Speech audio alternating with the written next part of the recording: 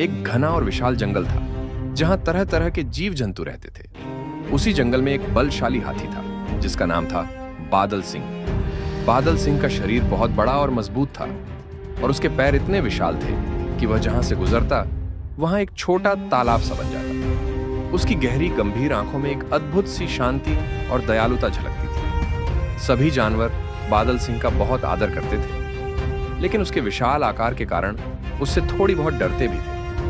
उसी जंगल में एक नया मेहमान आया, एक चप्पल और तेज दौड़ने वाला घोड़ा जिसका नाम था बिजली। बिजली के शरीर पर काले और सफेद रंग की धारियां थीं, जो उसे देखने में और भी खूबसूरत बनाती थी। उसकी दौड़ इतनी तेज थी कि सभी जानवर उसकी गति देखकर दंग रह जाते थे। बिजली को अपनी गति पर बड़ा घमंड था और वह अक्सर अपने तेज दौड़ने की क्षमता का प्रदर्शन करता था। उसे लगता था कि उसकी तरह कोई और जानवर जंगल में नहीं है जो इतनी तेज दौड़ सके। एक दिन जंगल के तालाब के पास पानी पीते हुए बिजली ने देखा कि बादल सिंह भी वहां पानी पी रहा है। बिजली ने शान से कहा, अरे बादल सिंह, तुम्हारा शरीर तो बहुत बड़ा और भारी है, तुम मेरी तरह तेज दौड़ नहीं सकते। बादल सिंह ने मुस्कुराते हुए कहा, सही कहा बिजली, मैं तेज नहीं दौड़ सकता, लेकिन मेरी शक्ति और धैर्य मेरे साथ है और दोस्ती में इनसे बड़ी कोई चीज नहीं होती।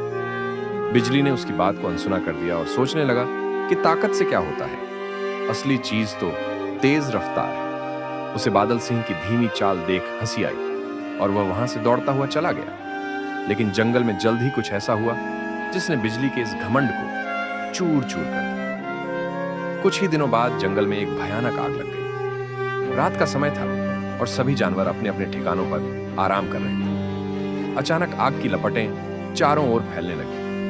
छोटे छोटे जानवर डर के मारे इधर उधर भागने लगे। आग की चपेट में आकर कई जानवर जलने से बचने के लिए नदी की ओर भागे। बिजली ने सोचा कि वह तो बहुत तेज दौड़ता है, वह आसानी से अपनी जान बचा लेगा। लेकिन जब उसने देखा कि कुछ छोटे जानवर जैसे खरगोश, गिलहरी और चिड़ियां आग में फंस गई हैं और डर के मारे बाहर नहीं आ पा रहे, तो उसका दिल पिघल गया। उसने सोचा कि अब केवल अपनी जान बचाने से क्या फायदा, जब बाकी जानवरों की जान खतरे में है। उसी समय बादल सिंह भी वहां पहुंच गया। उसने अपने मजबूत पैरों से आग को दबाकर बुझाना शुरू किया और धीरे धीरे एक रास्ता बनाने लगा जिससे छोटे जानवर बाहर निकल सके। बिजली ने भी मदद करने का निश्चय किया और उसने अपनी तेज दौड़ का उपयोग करके छोटे जानवरों को जल्दी जल्दी एक सुरक्षित स्थान पर पहुंचाना शुरू कर दिया। बादल सिंह ने अपनी सूंड में पानी भर भर कर आग पर डालना शुरू किया और बिजली ने बच्चों और घायल जानवरों को अपने ऊपर बिठाकर आग से बाहर निकाला।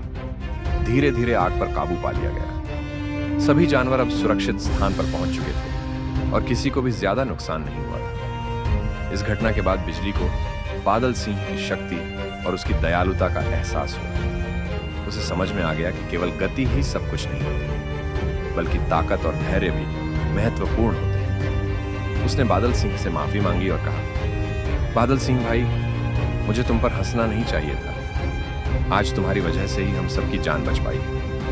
बादल सिंह ने हंसते हुए कहा, कोई बात नहीं बिजली, हमें एक दूसरे की ताकत और कमजोरियों को समझना चाहिए। जंगल में सबकी अपनी अपनी भूमिका है। इसके बाद से दोनों की दोस्ती इतनी गहरी हो गई कि वे हर वक्त एक दूसरे का साथ देने लगे। बादल सिंह की ताकत और बिजली की गति ने उन्हें जंगल का सबसे मजबूत जोड़ी बना दिया। अब जब भी कोई जानवर मुसीबत में होता, बादल सिंह और बिजली तुरंत उसकी मदद के लिए पहुंच जाते।